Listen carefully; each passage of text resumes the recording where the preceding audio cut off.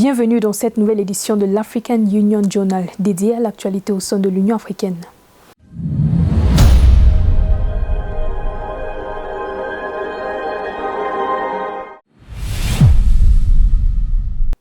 Le Parlement panafricain a élu son nouveau bureau lors de la session élective du 29 juin 2022. Le député zimbabwéen Fortune Charumbira a été porté à la tête de l'Assemblée consultative de l'Union africaine, succédant ainsi au Camerounais Roger Nkodo-Dang. Il s'est engagé à réaliser de profondes réformes au sein de l'institution. Les détails avec Nathalie Mo. Le Parlement panafricain a élu son nouveau bureau lors de la session élective du 29 juin 2022. Le député zimbabwéen Fortune Charumbira a été porté à la tête de l'Assemblée consultative de l'Union africaine à la majorité de 161 votes sur 203 votes exprimés. Le successeur du Camerounais Roger Nkodo-Dang s'est engagé à œuvrer pour la paix et le développement à travers l'inclusion des populations africaines. Moi, chef Fortune Charumbira, jure et déclare par la présente que j'exercerai mes fonctions de président du Parlement panafricain au mieux de mes capacités avec honneur et dignité au service du peuple africain. L'élection du nouveau bureau du Parlement panafricain a eu lieu un an après la suspension des activités de la Chambre. Une interruption causée par un différend dans le choix du mode de désignation des dirigeants de l'institution législative panafricaine. Le nouveau bureau entend opérer des réformes, l'institution d'un système de rotation au poste de responsabilité de l'Assemblée consultative de l'Union africaine, chère aux représentants de la communauté de développement d'Afrique australe. Je suis ici votre serviteur et je vous servirai pour élever ce Parlement au regard de l'Afrique. L'élection du nouveau bureau du Parlement panafricain a été coordonnée par le président de la Commission de l'Union africaine, Moussa Faki Mahamat, représentant du président en exercice de l'organisation continentale Macky Sall. Il a salué le déroulement du vote dans la transparence et la sérénité. Discuter, oui, mais pas se battre. C'est le propre de la vie parlementaire. Les normes et les comportements établis peuvent être remis en cause très brutalement et ce de manière très inattendue. Point n'en est besoin de rappeler à chacun la modération à travers la maîtrise de soi qui doit à tout moment être la marque de la personnalité appartenant à cette honorable et prestigieuse institution.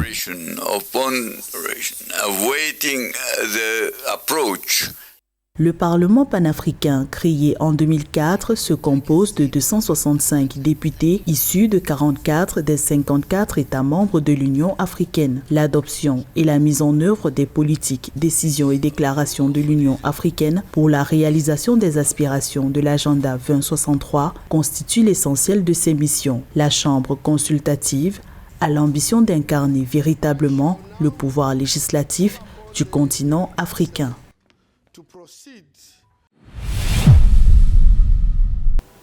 Les élections du bureau de l'Assemblée consultative de l'Union africaine avaient été suspendues depuis un an à cause de la difficulté à s'accorder sur la rotation ou non des sièges.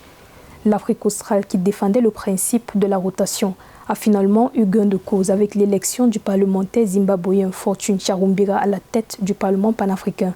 Il est le premier délégué d'Afrique australe à diriger cette institution, après plusieurs présidents d'Afrique de l'Ouest et de l'Est. Un reportage de Roberto Bogbi. Depuis la création du Parlement panafricain en 2004, il avait été dirigé à 2 reprises par des représentants d'Afrique centrale. Le Tchadien Idriss Ndele Moussa de 2009 à 2012 et le Camerounais Nkodo-Dang de 2015 à 2020. Une fois par l'Afrique de l'Est, la Tanzanienne Gertrude Mongela de 2004 à 2008. Une autre fois par l'Afrique de l'Ouest, le Nigérian Bethel Hamadi de 2012 à 2015 et par intérim par l'Afrique du Nord avec l'Algérien Djamel Bourras depuis avril 2020. L'Afrique australe souhaitait, elle aussi, diriger cette assemblée législative de l'Union africaine, provoquant l'avortement d'élections initialement organisées le 27 mai et le 30 juin 2021. Le 29 juin 2022, le Zimbabwéen Fortune Charumbira est finalement arrivé premier au vote organisé au siège de l'institution à Midrand, en Afrique du Sud. Dans l'immédiat, le nouveau chef du Parlement panafricain a une mission bien définie. Le Parlement doit être informé. Il y a beaucoup de problèmes qui affectent les députés. Nous devons accepter ce fait et ma présidence cherchera à mieux comprendre pourquoi le Parlement panafricain n'a pas fonctionné. Et je vais travailler avec vous tous. L'élection d'un nouveau président à la tête du Parlement panafricain marque un nouveau départ au sein de l'institution. Ces dernières années, la marche de l'institution avait été entachée par des pesanteurs. La reprise des activités parlementaires fait suite à une décision du Conseil exécutif et aux décisions politiques et consultatives ultérieures en résolution du différend suscité par le mode de désignation du président de l'instance législative de l'Union africaine. Le protocole instituant le principe de la rotation des sièges n'est pas encore entré en vigueur, reconnaît l'UA, qui estime qu'il faut tout de même mettre en œuvre ce principe.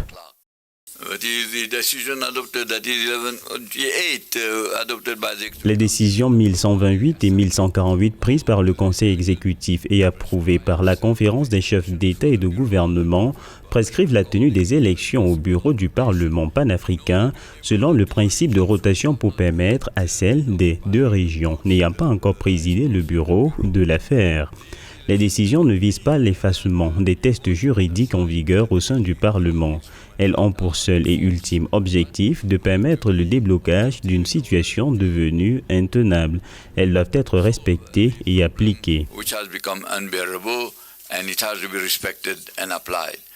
Le Parlement panafricain est composé de plus de 200 députés, représentant une cinquantaine de membres de l'Union africaine nommés par leurs parlements respectifs. Il ne joue pas encore de la notoriété attendue, faute de véritable poids politique, mais ambitionne de devenir une assemblée continentale dotée de pouvoirs législatifs, à l'instar du Parlement européen. Les voies de sortie pour le Parlement panafricain, c'est qu'il faut qu'il y ait une enquête indépendante pour établir, des responsabilités. Et cette enquête doit entendre toutes les régions pour voir quel est le problème de fond. Après une suspension d'une année, les activités du Parlement panafricain ont repris le 27 juin 2022 avec une session ordinaire qui s'est achevée le 2 juillet 2022 à Midrand, en Afrique du Sud.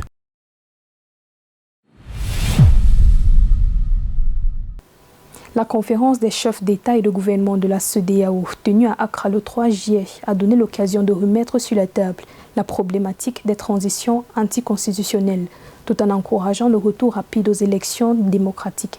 Le président de la Commission de l'Union africaine, Moussa Faki Mahamat, a présenté l'appréciation de l'organisation panafricaine sur les transitions en cours au Mali, au Burkina Faso et en Guinée.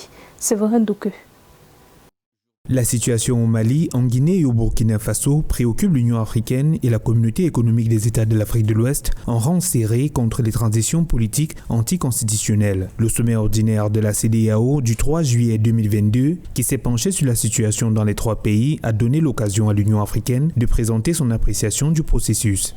Sur la perspective d'un retour à l'ordre constitutionnel, nous restons attentivement à l'écoute des différentes concertations engagées par la CEDEAO avec le Mali, la Guinée et le Burkina Faso. Les retours sont plutôt positifs et je voudrais à cet égard féliciter toutes les parties prenantes et les encourager à garder cette dynamique de dialogue comme unique moyen de résoudre les difficultés et relever les défis.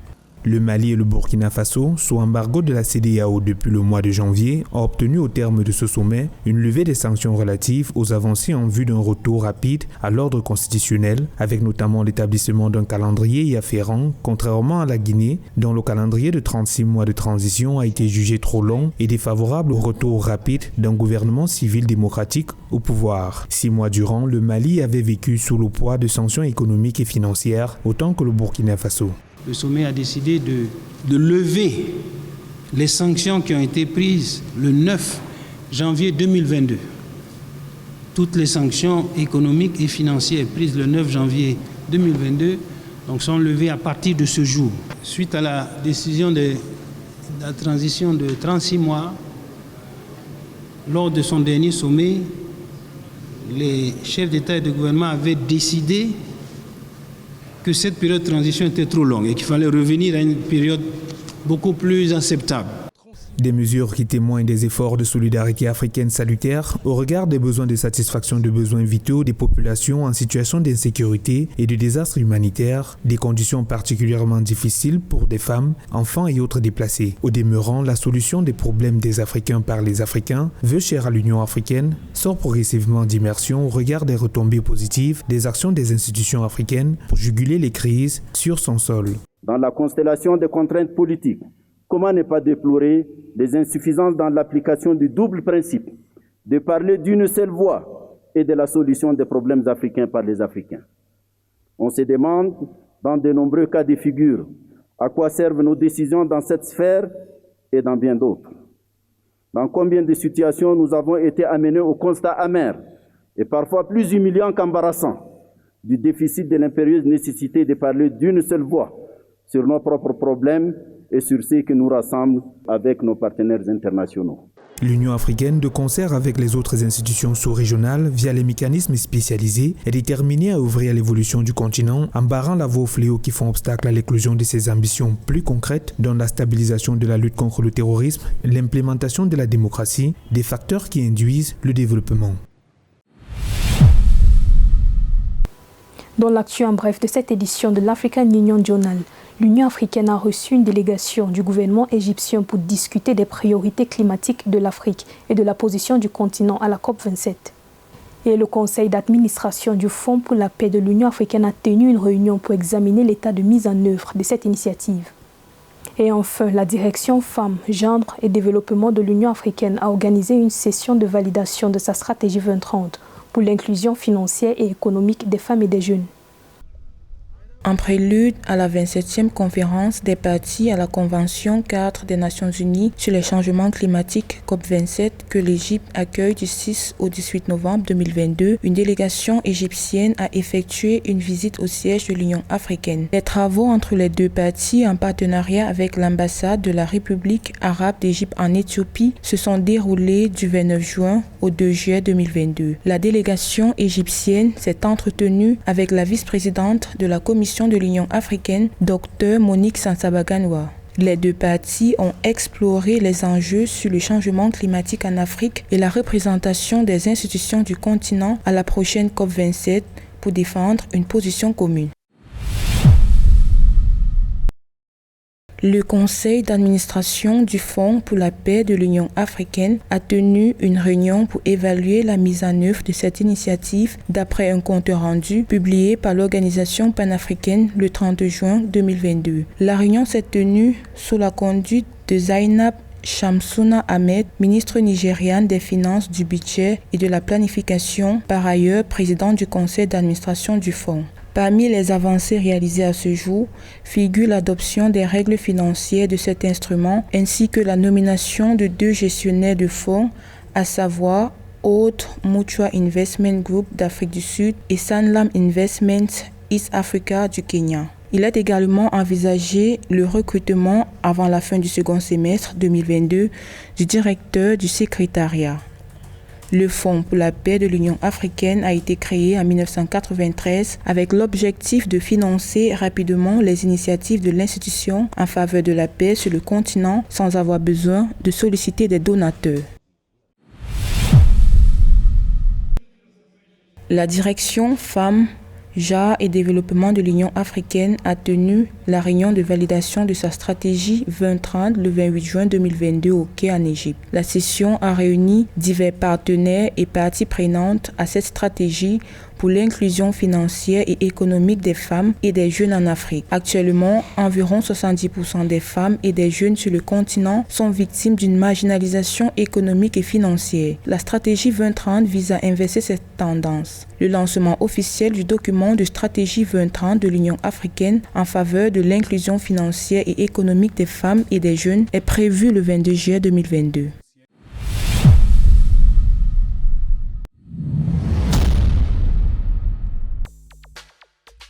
La capitale de la Zambie, Lusaka, accueille le 17 juillet 2022 la 4e réunion semestrielle de coordination au niveau des chefs d'État et de gouvernement. Cette réunion rassemblera 13 chefs d'État et de gouvernement, dont 5 chefs d'État qui forment le bureau de l'Assemblée de l'Union africaine et 8 chefs d'État qui président les 8 communautés économiques régionales reconnues par l'Union africaine. Cette réunion de coordination sera l'occasion de réfléchir à l'état de l'intégration africaine et une collaboration efficace entre l'Union africaine, les mécanismes régionaux et les autres institutions continentales, conformément au principe de subsidiarité. Agir et inspirer le changement dans sa communauté, tel est l'objectif de la Journée internationale Nelson Mandela. Célébrée tous les 18 juin, cette date marque aussi la date de naissance de cet homme politique qui a mené la lutte contre l'apartheid en Afrique du Sud. C'est donc une invitation à contempler la vie et l'héritage d'une figure mythique dans la défense de la dignité, de l'égalité, de la justice et des droits de l'homme à l'échelle internationale. C'est sous le thème « Industrialiser l'Afrique », un engagement renouvelé pour une industrialisation et une diversification économique inclusive et durable que se tiendra le sommet de l'Union africaine sur l'industrialisation et la diversification économique du 20 au 25 novembre 2022 à Niamey au Niger. Le sommet sera organisé dans le cadre des activités commémoratives annuelles de la Semaine africaine de l'industrialisation.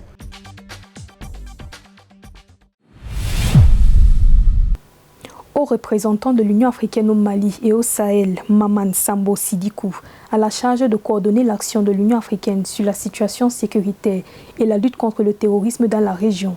Ancien ministre des Affaires étrangères, le diplomate nigérien accompagne la transition en cours au Mali, le déploiement militaire dans le Sahel et la situation sécuritaire dans la région. Son portrait avec Samantha Saberou. Ancien ministre nigérien des Affaires étrangères, Maman Sambo Sidikou exerce depuis mai 2021 les fonctions de haut représentant de l'Union africaine pour le Mali et le Sahel. Il avait été nommé à ce poste par le président de la Commission de l'Union africaine, Moussa Faki Mahamat, en remplacement de l'ancien président burundais Pierre Buyoya.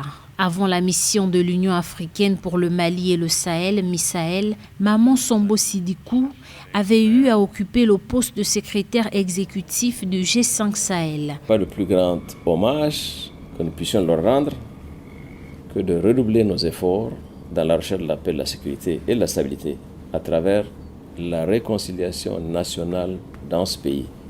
Dans le cas du comité local civil de la transition, je suis particulièrement satisfait du rôle de la MINUSMA. Je l'ai dit tantôt, mais ce leadership ne consiste pas seulement à fournir, disons, le parapluie politique que nous attendons tous, tel qu'il est envisagé dans la Charte des Nations Unies, mais aussi, je crois, à s'assurer que la situation de paix et de sécurité, y compris le retour prévu à la gouvernance constitutionnelle, au Mali reste sur la bonne voie et continue de recevoir l'attention internationale requise. Maman Sambo Sidikou est une personnalité qui connaît bien les dynamiques et les problématiques auxquelles les États du Sahel sont confrontés, notamment la transition en cours au Mali, le déploiement militaire dans la région et la situation sécuritaire.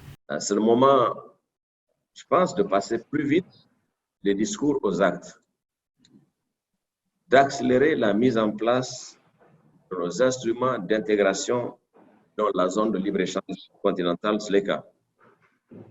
Nous devons innover, compter sur le génie de nos forces vives africaines, encourager une émulation pour stimuler une riposte à la crise qui soit réellement continentale. Le diplomate nigérien est un habitué de la gestion des questions sécuritaires et internationales. Il a déjà eu à occuper le poste de représentant de l'Union africaine en Somalie et celui de représentant du secrétaire général de l'ONU en République démocratique du Congo, RDC. Entre 2018 et 2021, il occupait le poste de secrétaire permanent du G5 Sahel. Il faut qu'ils se rendent compte que nous sommes fiers de ce qu'ils font. Je ne parle pas seulement de nos frères africains, nos frères et sœurs africains, mais aussi de ceux qui viennent de plus loin. Et le seul message que je voudrais ajouter à cela, c'est qu'ils doivent se rappeler qu'ils ne sont pas seuls, que le continent tout entier et les peuples d'Afrique sont avec eux, à travers l'Union africaine, bien entendu, et les soutiennent pleinement et reconnaissent leurs efforts et leur engagement et leur sacrifice. La MISAEL qu'il dirige actuellement est la structure chargée de la mission en œuvre effective de la stratégie de l'Union africaine au Mali et au Sahel. La mission a été établie à Bamako en août 2013.